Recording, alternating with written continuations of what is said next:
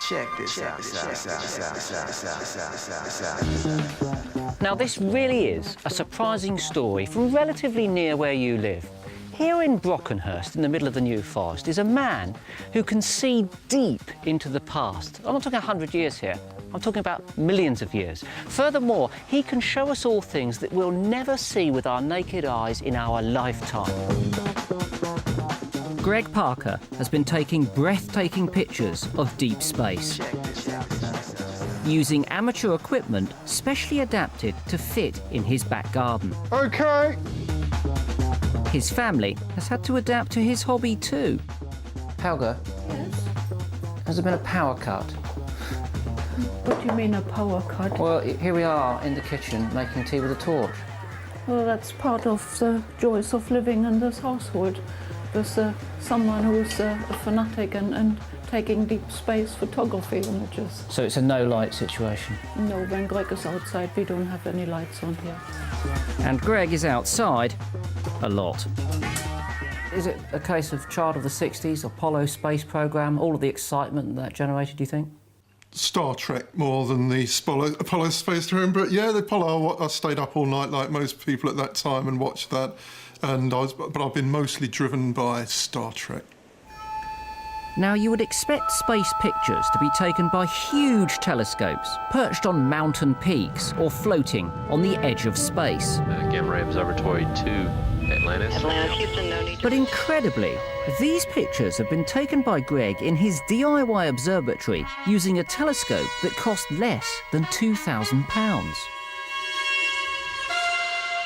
So what we got here is a big 11-inch reflector here at the bottom. That's normally the one that you'd use to take pictures of deep space objects, so that normally you'd use the big one. The stars, as you know, appear to move around the sky. They move something like 15 degrees every hour. So this moves in time with the Earth's rotation? Just as the Earth moves, this moves in exactly the same way. To capture his deep space images, Greg experimented with a unique combination of lenses on the front of his telescope, and fitting them precisely was the key to getting sharp pictures. You see, a misalignment as small as 1/10 the thickness of a human hair would have blurred every picture. Greg hit the precise spot accidentally the very first time.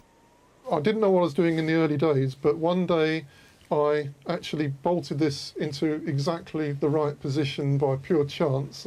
It means I should be doing the lottery every week, I think, because it's millions to ones against.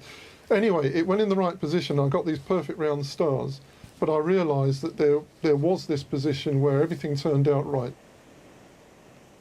The objects are incredibly faint, so Greg takes hundreds of separate photographs throughout a night, and it's only when they're all combined together that you can see the spectacular results.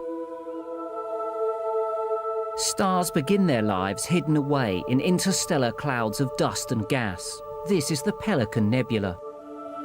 But these are not just images of deep space. We're looking deep into the history of the universe. The light from these island galaxies takes millions of years to reach us across the vast blackness of space. And nearer to home, this stellar nursery. The bright stars at the centre have just been formed from the dust of this, the Rosette Nebula. Who would have thought it? Taken in a garden in Brockenhurst. It's extraordinary, isn't it? Today, Greg's images are on display to the wider world at an exhibition at Southampton University.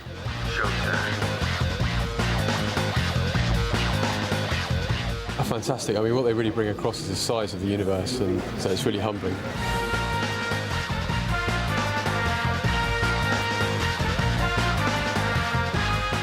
They seem very exciting. I find it extraordinary that you're looking at something that's a huge distance away, and in fact the background is just little dots, but actually bringing them out like this is really exciting.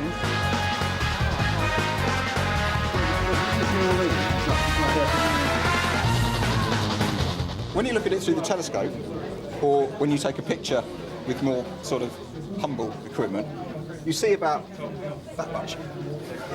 So you can see that much. It's a sort of a dim, grey, fuzzy thing in the telescope. And then people like Greg come along and they do this sort of 5 hours of exposure, and suddenly all this stuff you didn't know was there suddenly appears. I guess my favourite's always been the Horsehead picture, really. It's got every type of nebula in there. It's got all the different objects that I like.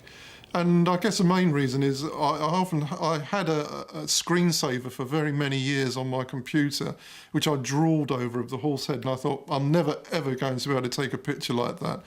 And the truth is that the one I managed to get in the end was actually a little bit better than my screensaver, so I'm very, very happy with that one.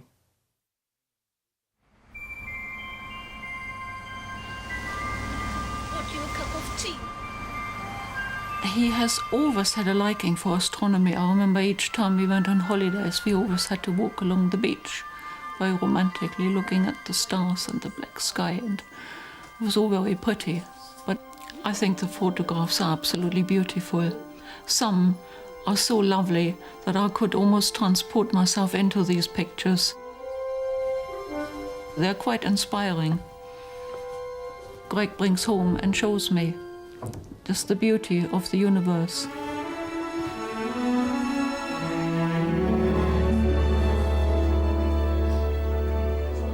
Do you have a favourite? Yes, it's one called M13. It hasn't got a name, but it's beautiful. The stars, just tiny little star bits, just fly at you. And it's so beautiful. M13 was the destination for an early radio signal aimed at contacting extraterrestrial life. If there is a reply, it's going to take 46,000 years to reach us. It makes you feel kind of small, doesn't it? It makes you feel totally insignificant. Yeah. Other life? Other life, without a doubt. There's life, there's no question. Another Greg out there with a telescope, pointing it back at us. There could easily be.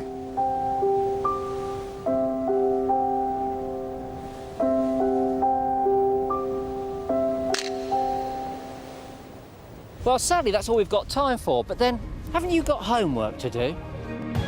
Next week, Inside Out travels all around the country to look at the impact that 600,000